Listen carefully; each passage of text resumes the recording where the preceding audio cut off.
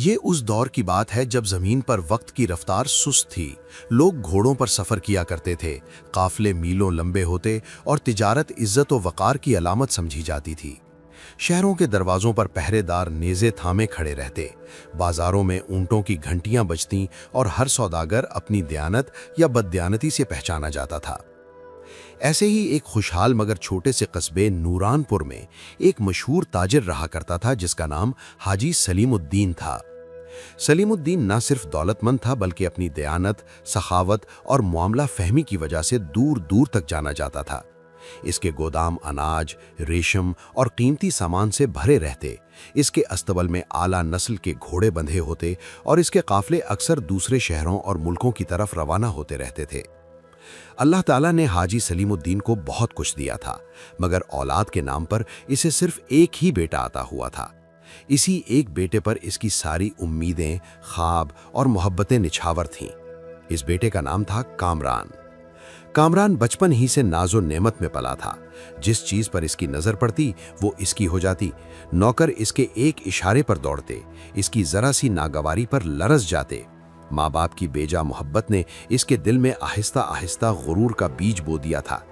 وہ کمزور بچوں کو حقارت سے دیکھتا، ملازموں کو ڈانٹنا اس کا پسندیدہ مشغلہ تھا، اور اگر کوئی اس کی بات سے اختلاف کرتا تو وہ اسے اپنی توہین سمجھتا۔ اس کے لہجے میں نرمی کم اور حکم زیادہ ہوتا۔ وقت کے ساتھ ساتھ یہ عادتیں اس کی شخصیت کا حصہ بنتی چلی گئیں۔ حاجی سلیم الدین اکثر اسے سمجھانے کی کوشش کرتا، بیٹا، دولت اور طاقت ہمیشہ نہیں رہتی، اصل چیز اخلاق اور عاجزی ہے۔ مگر کامران مسکرا کر بات ٹال دیتا۔ اس کے دل میں یہ یقین بیٹھ چکا تھا کہ دنیا اس کے قدموں میں ہے۔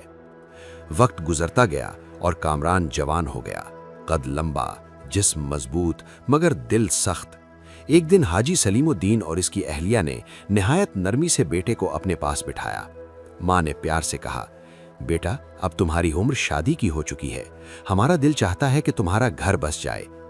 باپ نے بات آگے بڑھائی، ہم تمہارے لیے کسی نیک، با اخلاق اور سمجھدار لڑکی کا انتخاب کریں گے جو تمہارے گھر کو سنبھالے۔ کامران نے یہ سن کر ہلکی سی مسکراہٹ کے ساتھ سر جھکایا، جیسے بات اس کے دل کو بھا گئی ہو، مگر اگلے ہی لمحے اس نے جو کہا اس نے دونوں والدین کے ہوش اڑا دیے۔ میں شادی ضرور کروں گا، مگر ایک شرط پر۔ ماں نے خوشی سے پوچھا، کیسی شرط بیٹا؟ کامران نے بے پرواہی سے کہا، میری بیوی کو روزانہ میرے ہاتھ سے 100 جوتے کھانے ہوں گے۔ کمرے میں سناٹا چھا گیا۔ حاجی سلیم الدین کا چہرہ فک ہو گیا۔ ماں کے ہاتھ سے تسبیح گر پڑی۔ یہ کیسی بات ہے بیٹا؟ کون اپنی بیٹی کو اس ذلت کے لیے دے گا؟ مگر کامران نے کندھے اچکا دیے، جسے منظور ہو وہی رشتہ کرے۔ یہ بات آہستہ آہستہ پورے قصبے میں پھیل گئی۔ جو بھی سنتا حیرت سے سر ہلاتا۔ کوئی بھی شریف گھرانہ اپنی بیٹی کو ایسی آزمائش میں جھونکنے کو تیار نہ تھا۔ چند دن بعد ایک اور تاجر عبد الرشید اپنی بیٹی کے لیے رشتہ تلاش کرتے ہوئے نوران پور پہنچا۔ کسی نے اسے حاجی سلیم الدین کے بیٹے کے بارے میں بتایا۔ وہ امید لے کر ان کے گھر آیا۔ سلام دعا کے بعد جب رشتے کی بات چلی تو کامران نے بنا جھجک اپنی شرط دہرا دی۔ عبد الرشید کا منہ کھلا کا کھلا رہ گیا۔ یہ ظلم ہے، کوئی باپ اپنی بیٹی کو مار کھانے کے لیے رخصت نہیں کرتا۔ وہ غصے اور حیرت کے ملے جلے جذبات کے ساتھ واپس چلا گیا۔ عبد الرشید نے گھر جا کر ساری بات اپنی بیوی کو سنائی۔ بیوی نے کہا، شکر کرو تم نے انکار کر دیا۔ مگر یہ گفتگو گھر کی ایک اور فرد سن رہی تھی، ان کی بیٹی زرین۔ زرین تعلیم یافتہ، ذہین اور گہری سوچ رکھنے والی لڑکی تھی۔ اس نے خاموشی سے سب کچھ سنا، پھر اچانک بولی، ابا جان، میں اسی کامران سے نکاح کرنا چاہتی ہوں۔ ماں باپ ششدر رہ گئے۔ بیٹی ہوش میں ہو، وہ روز تمہیں 100 جوتے مارنے کی بات کر رہا ہے۔ مگر زرین کی آنکھوں میں عجیب اعتماد تھا۔ میرا فیصلہ پکا ہے، آپ میرا نکاح کروا دیجئے۔ عبد الرشید نے بہت سمجھایا، ڈرایا، منت سماجت کی، مگر زرین نہ مانی۔ آخرکار مجبور ہو کر وہ دوبارہ حاجی سلیم الدین کے پاس گیا۔ اگر مال و دولت یا جہیز چاہیے تو ہم حاضر ہیں، مگر شرط بدل دیجئے۔ کامران نے صاف جواب دیا، نہ مجھے دولت چاہیے نہ سامان، شرط وہی رہے گی۔ یوں مجبوری میں رشتہ طے پا گیا۔ شادی کے دن گھوڑوں پر سجی سنوری بارات آئی، دف بجے اور زرین دلہن بن کر کامران کے گھر آ گئی۔ सास ने उसका पुरतपाक इस्तकबाल किया, दुआएं दी और खुश फहमी में थी कि शायद शादी के बाद बेटा बदल जाए, मगर रात ने एक और ही इम्तिहान अपने दामन में छुपा रखा था। रात गहरी हो चुकी थी, चिरागों की लौ मध्यम थी और हवेली के सहन में खामोशी उतर आई थी। जरीन कमरे में बैठी अपने शौहर के कदमों की आहट सुनने की मुंतजिर थी। उसके चेहरे पर खौफ न था, बल्कि एक पुरसुकून संजीदगी थी, जैसे वो आने वाले इम्तिहान के लिए खुद को तैयार कर चुकी हो। दरवाजा चरचराता हुआ खुला। कामरान अंदर आया, गुरूर उसके चेहरे से टपक रहा था। उसने जूता उतारा, हाथ में लिया और बेनियाजी से बोला, सर आगे करो, आज के 100 जूते बाकी हैं। जरीन ने मुस्कुरा कर निगाह उठाई। उस मुस्कुराहट में न तंज था न लर्जिश, सिर्फ एतमाद। अगर मारने हैं तो शौक से मारिए, मुझे कोई एतराज नहीं। मैं सब जानकर ही इस घर में आई हूं, मगर एक सवाल का जवाब जरूर दीजिए। कामरान ठिठक गया। कैसा सवाल? जरीन ने ठहर ठहर कर कहा, मेरे माँ बाप ने मुझे पाला, पढ़ाया, इज्जत दी, कभी एक जूता भी ना उठाया। आप किस हक से हाथ उठाएंगे? और यह हक आपको कब मिलेगा? जब मैं आपकी कमाई का एक लुक्मा खाऊंगी, एक घूंट पानी पीऊंगी।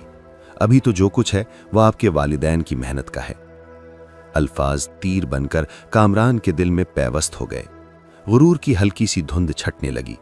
वो खामोशी से पलटा और सीधा अपने वालिद हाजी सलीमुद्दीन के पास जा पहुंचा। सारी बात कह सुनाई। हाजी सलीमुद्दीन ने बेटे की आंखों में पहली बार झिझक देखी तो नर्म मगर फैसला कुन लहजे में कहा, बेटा, दौलत हमारी है, तुम्हारी नहीं। ये सच है कि तुमने अभी कुछ नहीं कमाया। अगर मर्द बनना है तो अपनी मेहनत से कमाओ। ये बात कामरान के दिल पर चोट बनकर लगी। उसी रात उसने फैसला कर लिया कि अब वो बाप के साए से निकलकर खुद अपनी पहचान बनाएगा। अगली सुबह अस्तबल में घोड़ों की हिनहिनाहट गूंज रही थी। कामरान ने वालिद के सामने अर्ज रखी, अब्बाजान, एक जहाज, कुछ कीमती सामान और इजाजत दीजिए, मैं खुद तिजारत करके दिखाऊंगा।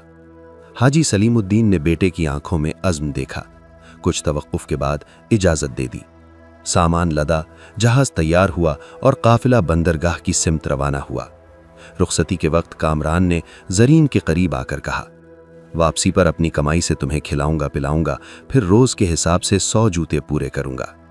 जरीन ने मुस्कुराकर कहा, ठीक है, जब लौटोगे सर झुका हुआ पाओगे, मगर ये झुकाव इज्जत का होगा।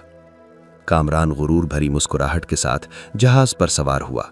वालिदैन की दुआएं फिजा में तैरती रहीं, शायद ये सफर बेटे को बदल दे। कई दिनों के सफर के बाद जहाज एक अजनबी बंदरगाह पर लंगर अंदाज हुआ।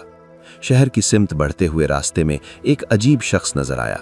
एक आंख पर पट्टी बंधी, हाथ में लाठी। करीब आकर बोला, अच्छा, इस बार तुम आए हो, तुम्हारे वालिद नहीं आए?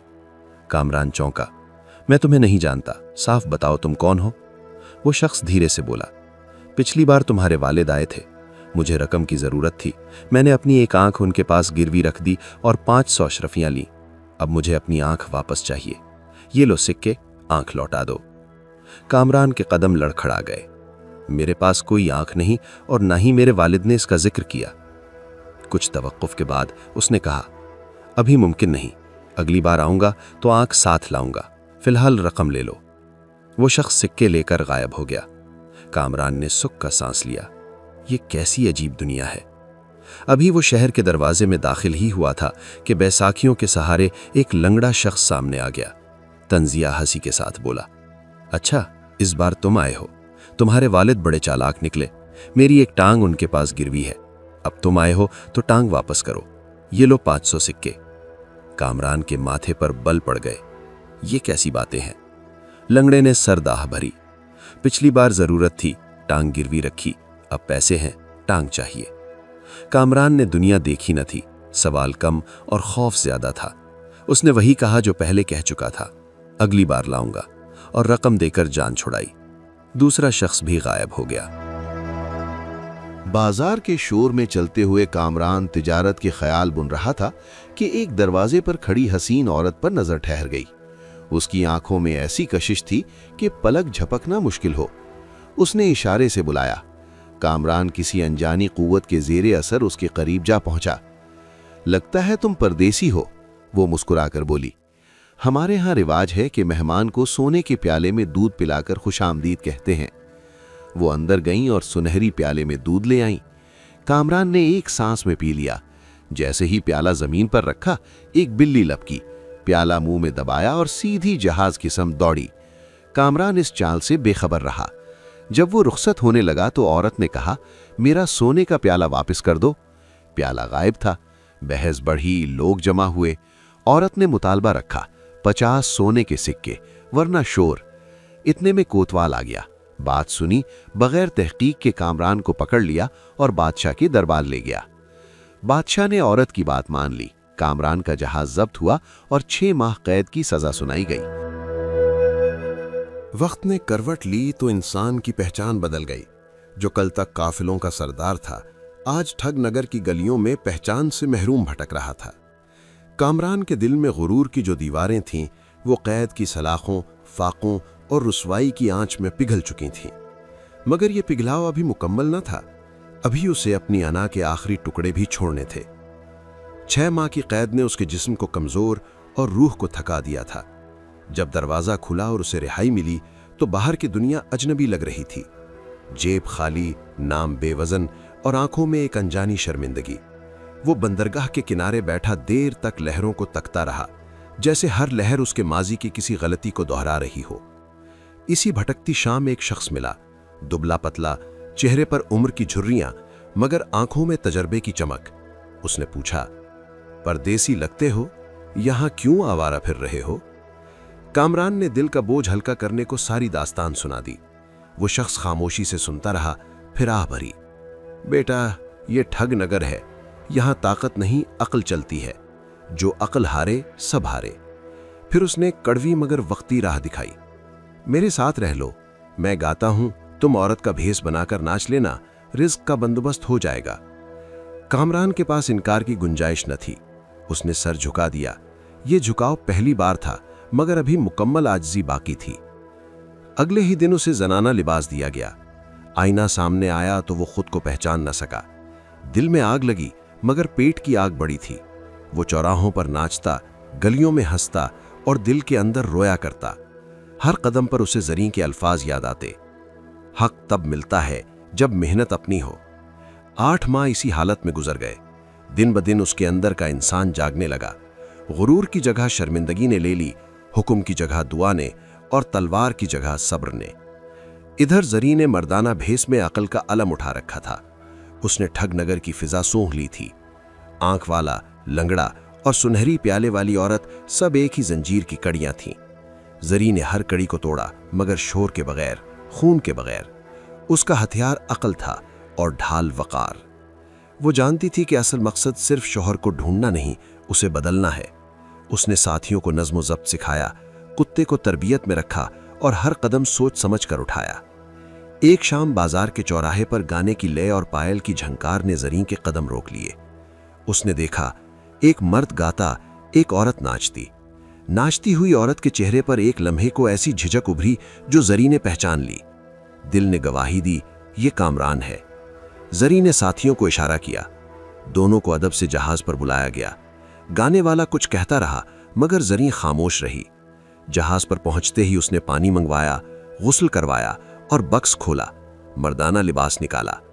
جب کامران نے آئینے میں خود کو مردانہ لباس میں دیکھا تو اس کی آنکھیں بھر آئیں، برسوں کا بوجھ جیسے اتر گیا ہو۔ زری نے ٹھہرے ہوئے لہجے میں کہا، میں تاجر ہوں، تمہیں بہتر کام دوں گی، مگر شرط ہے۔ شرط سادہ تھی مگر کڑی۔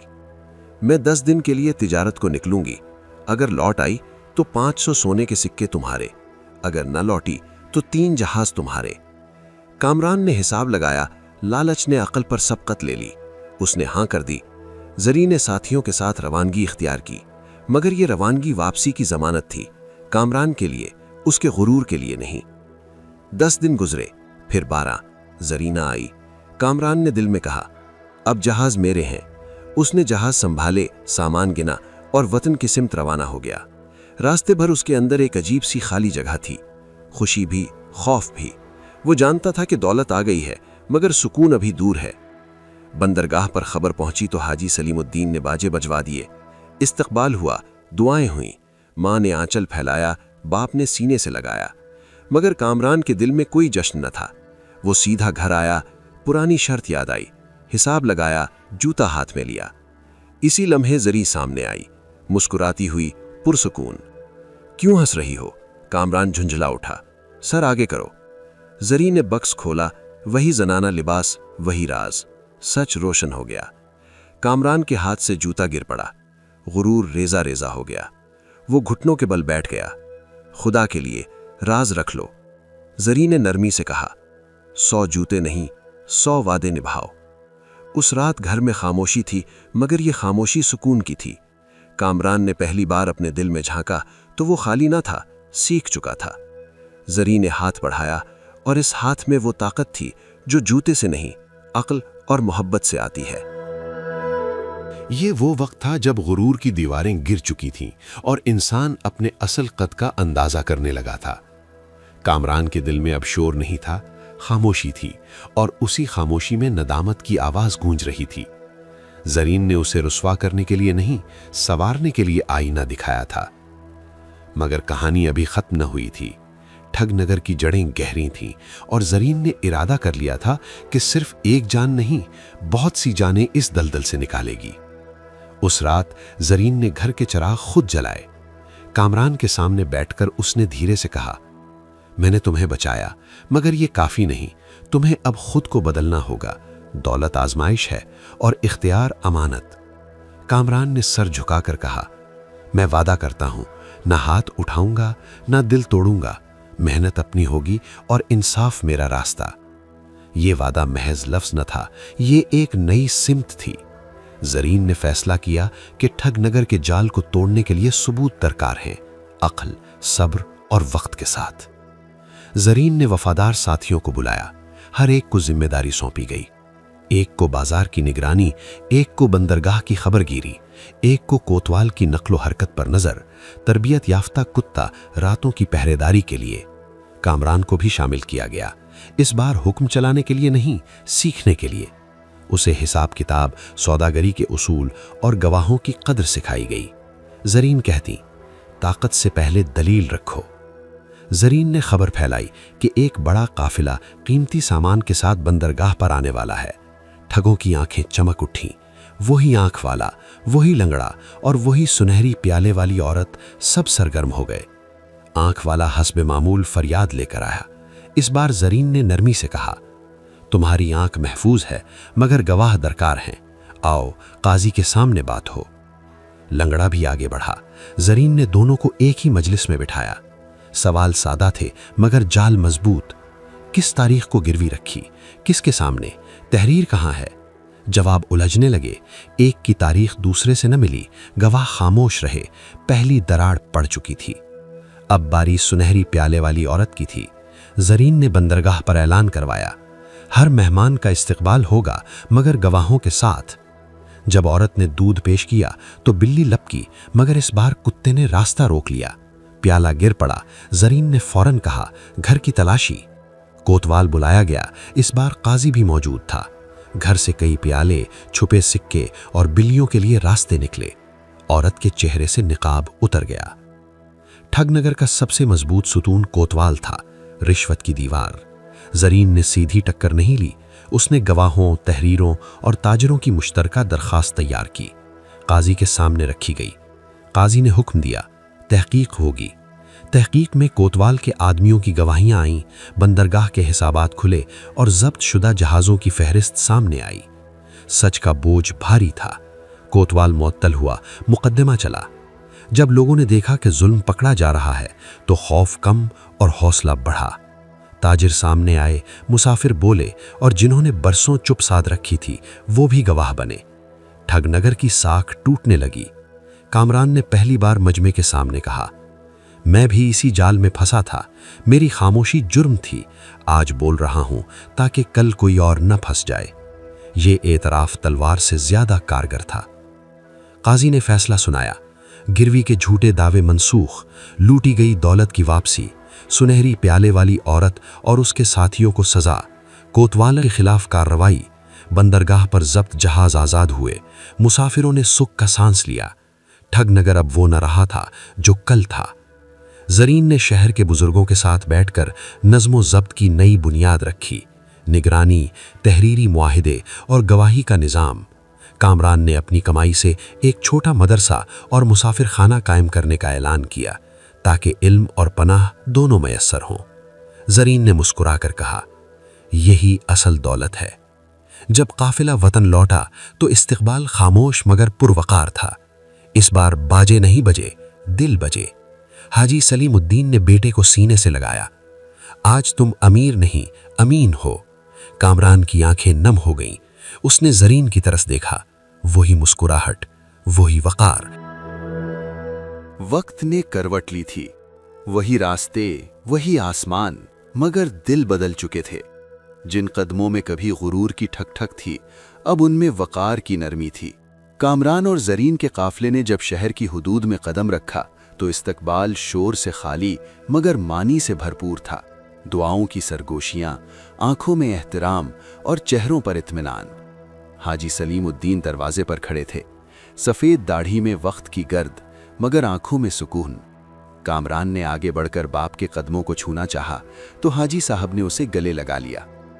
بیٹا، عزت وہ نہیں جو لوگوں کے شور سے ملے، عزت وہ ہے جو دل کے سکون سے ملے۔ زرین نے خاموشی سے سلام کیا۔ حاجی صاحب نے کہا، بیٹی، تم نے ہمارے گھر کو نام نہیں، نصاب دیا ہے۔ چند ہی دنوں میں کامران نے وہی وعدے پورے کرنا شروع کر دیے جن کا عہد اس نے کیا تھا۔ تجارت اب نمائش نہیں رہی تھی، حساب شفاف، نفع مناسب اور خیرات باقاعدہ۔ مسافر خانہ کھلا جہاں تھکا ہوا مسافر روٹی، پانی اور احترام پاتا۔ مدرسہ آباد ہوا جہاں بچوں کو صرف پڑھایا نہیں جاتا، سمجھایا جاتا۔ زری روزانہ بچوں کے ساتھ بیٹھتی، کہانیاں سناتی۔ عقل تلوار نہیں، ترازو ہے۔ جس دن وزن درست ہو گیا، فیصلہ خود ٹھیک ہو جائے گا۔ ٹھگ نگر کے واقعات نے آس پاس کے شہروں کو جگا دیا تھا۔ قاضیوں نے تحریری معاہدوں کو لازم قرار دیا، بندرگاہوں پر گواہوں کی فہرست بنی اور کوتوالوں کی نگرانی شروع ہوئی۔ جہاں کبھی فریب بکتا تھا، وہاں اب اعتماد خریدا جاتا تھا۔ کامران کو دعوتیں آنے لگیں، اس بار تعریف کے لیے نہیں، مشورے کے لیے۔ وہ ہر مجلس میں ایک ہی بات دہراتا، میں نے ہارا تب جیتا جب میں نے مان لیا کہ میں غلط تھا۔ ایک دن ایک امیر تاجر آیا، پرانے طریقوں کا علم بردار۔ اس نے بڑے نفع کی پیشکش کی، مگر شرط وہی پرانی، تحریر کے بغیر، گواہی کے بغیر۔ مجلس میں خاموشی چھا گئی۔ کامران نے مسکرا کر کہا، نفع بڑا ہو تو دل بھی بڑا ہونا چاہیے، ہم اصول نہیں توڑتے۔ تاجر نے طنز کیا، یوں دولت نہیں بنتی۔ زرین نے نرمی سے جواب دیا، یوں دولت بچتی ہے۔ تاجر اٹھ کر چلا گیا۔ مجلس نے سکھ کا سانس لیا، یہی آخری امتحان تھا اور یہ بھی سرخرو ہوا۔ حاجی سلیم الدین نے اپنی زندگی میں ہی میراث تقسیم کر دی، نہ جھگڑا نہ حسد۔ ایک حصہ مدرسے کے نام، ایک مسافر خانے کے لیے اور باقی تجارت کے لیے، شرط کے ساتھ ہر سال حساب عوام کے سامنے رکھا جائے گا۔ کامران نے قلم اٹھایا اور دستخط کیے۔ زرین نے گواہی دی۔ یہ کاغذ نہیں تھا، یہ روایت تھی۔ نہ ڈھول نہ آتش بازی، ایک سادہ دعوت۔ مسافر، طالب علم، تاجر، قاضی، سب ایک دسترخوان پر۔ دعا ہوئی، یا اللہ ہمیں غرور سے بچا اور عقل کی روشنی عطا فرما۔ زرین نے کامران کی طرف دیکھا، وہی آدمی مگر اب مختلف۔ کامران نے آہستہ کہا، تم نے ہار کر جیتنا سکھایا۔ زرین مسکرائی، اور تم نے مان کر بدلنا۔ سبق جو باقی رہ گیا۔ وقت گزرا، کہانی پھیلی۔ لوگ کہتے، یہ قصہ دولت کا نہیں، عقل کا ہے۔ یہ فتح تلوار سے نہیں، سچ سے ملی۔ اور یوں یہ کہانی کتابوں میں نہیں، رویوں میں لکھی گئی کہ جو غرور چھوڑ دے وہی اصل میں امیر ہوتا ہے، اور جو اصول تھام لے اس کی نسلیں محفوظ رہتی ہیں۔